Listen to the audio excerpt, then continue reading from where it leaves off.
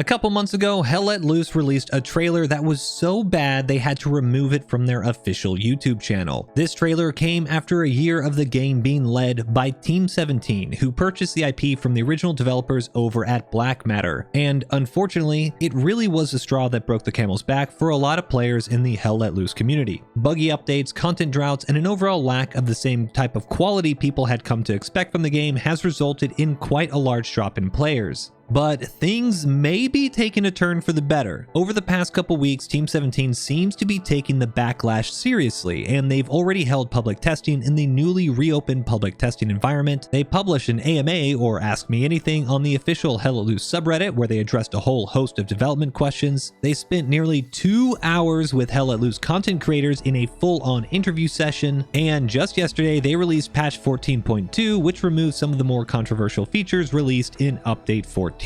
Of course, it's easy to publish blog posts and answer questions, but it doesn't actually matter unless these promises are fulfilled. So let's take a look at everything that's happened over the past couple weeks, and then you can be the judge if the game is going in the right direction. To kick it off, the devs posted a Reddit AMA in mid-July, and to their credit, they were pretty open in answering things. There were plenty of questions and answers on potential new content, with the devs all but confirming new deployables like mortars and tripod weapons, and even suggesting new dragon mechanics for medic players. Naturally though, these questions are really low-hanging fruit, and as much fun as it is to ask what shiny new toys will be added to the game in the future, most of these answers, while nice, have the same line of "we're considering it" or "we're looking into it," which isn't necessarily a lie because, well, the devs can consider everything. If we look back to the 2023 roadmap, we can see that there's a slew of huge content updates that the devs plan on implementing, including 3 new factions, 2 new game modes, a general map refresh, a completely new theater of war, and an overhauled in-game clan system. And that's not even judging the content from this roadmap that they've already delivered on. For example, the quote-unquote improved player locomotion update slated for June was the universally panned faster sprint and dive to prone system. The British forces had a surprising lack of both quality and quantity of content, and I think it's safe to say that the general bug fixing actually ended up in making more bugs. Oh, and did we all forget that all of the new content that was supposed to come with that new trailer, like the 101st Airborne and new objective game mode, actually got delayed, and the only thing that did stay on schedule was the in-game store? Yeah, you can see where their priorities are at. Because of this, as nice as it is for the devs to answer these questions on potential new content, I just want to focus on the hardball questions, the ones about bug fixing and behind the scenes development, and that brings us to optimization. One of the more important questions is if there will ever be an optimization update, reinforced by this follow-up comment that the stuttering has been much more noticeable since update 14, which, if we remember, is the first real update Team 17 was responsible for since purchasing the game from BlackMatter. And the answer to this question is, well, alright, it's extremely technical, but essentially the game is coded in a way to prevent visual glitches on a large, ever-changing environment, and that is through a mechanic called world origin rebasing, and it will update the player's location in the world at certain intervals to reduce the likelihood of bugs while you play. Prior to update 14, the devs noticed that the British weapons they had created were causing much more visual glitches, and they decided to change the values for how frequent this world origin rebase happens, and, well, it fixed the British weapons but borked the rest of the game.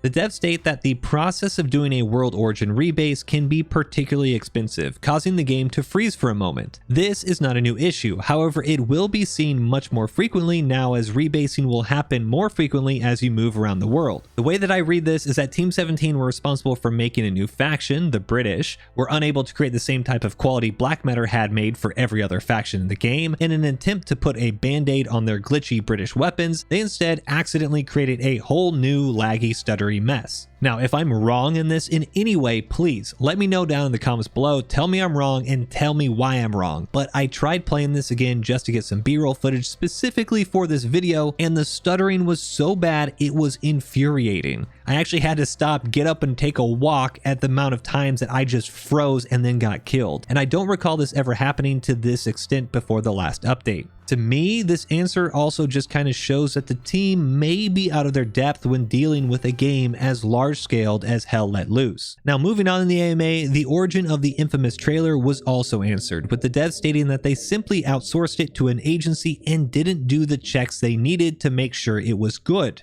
As someone who creates videos for a living, including sponsored ones that require drafts and review, I can't imagine anyone even slightly involved with the Hell Let Loose IP who could have seen this and then approved it. And honestly, I don't know what's worse from a professional standpoint, admitting you checked something that was poor quality but still approved it, or just flat out admitting that you didn't check it. This entire thing just screams mismanagement. Finally, there's this incredibly well thought out question focusing on the differences between BlackMatter and Team 17. One of the biggest differences so far between BlackMatter and Team 17 seems to be your communication about what your vision for the game is. If you look at past dev briefs from BlackMatter, they would explain that they were making changes to movement or garrison meta to facilitate their vision for the game, i.e. a game that rewards coordination, strategic thinking, and multiple units working together for a common objective. The movement speed change from Update 14 empowered individual players to ignore working as a part of a larger squad and instead go rogue, and made the game more akin to Battlefield or Call of Duty. This led to a lot of long-term players such as myself, I was a Kickstarter backer and admin a clan server, to stop playing the game, as it was no longer the same game. On top of that, the new content that is exclusively from Team 17 all seems to be smaller game modes, which do away with the large-scale combined arms aspects of the game.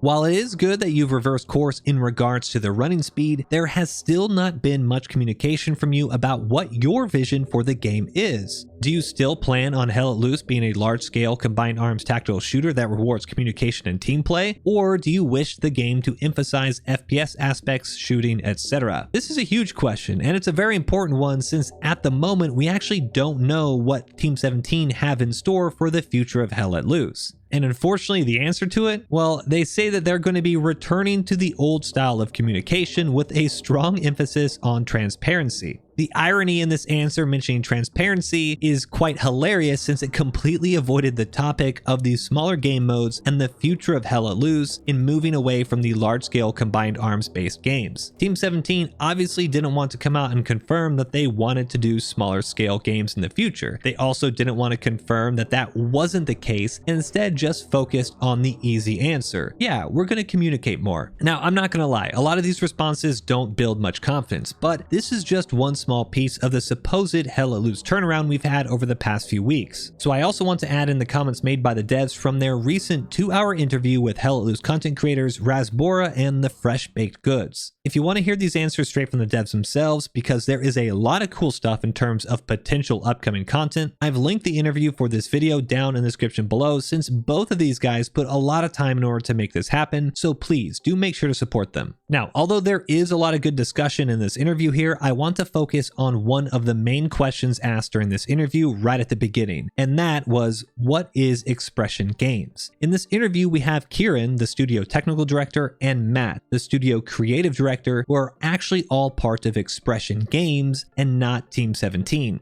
They go on to explain that Expression is a relatively new company formed by industry professionals who, quote-unquote, came together really with the main goal of working on Hell Let Loose. Now, this sounds great, but when you actually take a look at the Expression Games website, they don't mention Hell Let Loose at all. They don't even consider themselves PC developers since their own self-described tagline is, a game developer for VR, console, and mobile. This is not really what you want to hear if you're a PC gamer playing a World War II FPS game. Now, I don't doubt that the developers at Expression who are working on the Hell Let Loose want to make a great game. They even said themselves that many people on the team play Hell Let Loose, but the studio can really only do as much as Team 17 will let them. In April 2023, Team 17 announced the partnership that Expression would be under a co-development agreement for Hell Let Loose. And this is most likely something akin to Call of Duty games where Activision, the publisher, will flip-flop between Sledgehammer or Treyarch Studios depending on their current release. Team 17 would have the general plan for the game and then pass those notes along for Expression to execute. However, as I was researching everything a little bit more, I actually discovered a Eurogamer article about Team 17 that was published a year ago describing the company as one that was quote-unquote out of touch with its staff, having signed too many games, including those with strict deadlines that have to be shipped despite not being ready. The article even goes further by stating that the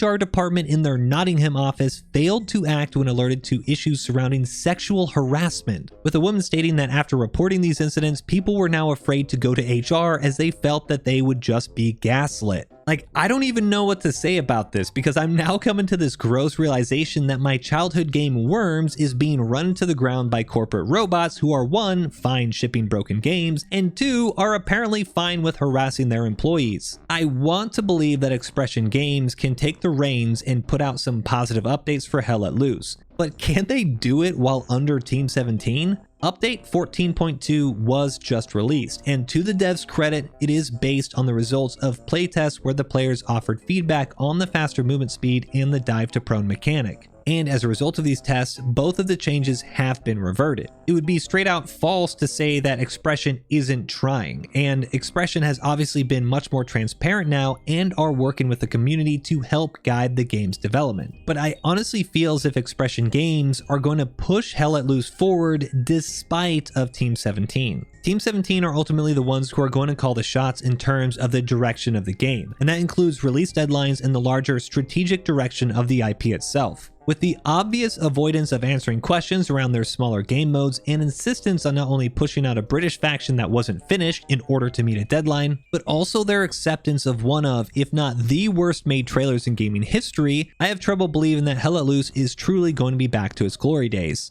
I do think that Expression Games has the right idea, and taking the massive step to begin communicating with the community is a really good thing. Based on their willingness to take ownership of the game's recent mistakes and volunteering to even spend 2 hours talking with content creators, I wouldn't put it past them to be able to start making good, positive, and better patches to the game, but I still get a sense that they're going to be hamstrung and limited in what they can actually do since Team 17 will be calling the shots. I wish I could say with confidence that Team 17 has turned around Hell Let Loose, but based on their history with not just this game but other games and the work environment they provide for their employees, I'm not convinced that they're going to be able to do much at all. But what do you guys think? Is Hell Let Loose moving in the right direction? Are Team 17 the right ones to lead the game for the foreseeable future? Or can Expression Games turn this PR disaster into a redemption story? Let me know your thoughts in the comments down below, and if you liked the video, give it a thumbs up and subscribe for more. But that's it for me. Until next time, peace.